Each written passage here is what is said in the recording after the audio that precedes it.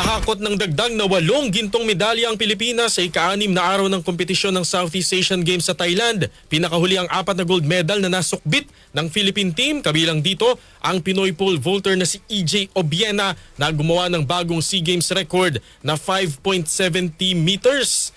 Nagtabla pa si Obiena at hometown bet na si Amsamang Patsapong bagamat nakaungos pa rin ang Pinoy na sa sumunod na talon laban sa pambato ng Thailand na sumablay sa 2 attempt para sa silver medal at bronze medal naman sa isang Pinoy na si Elijah Cole.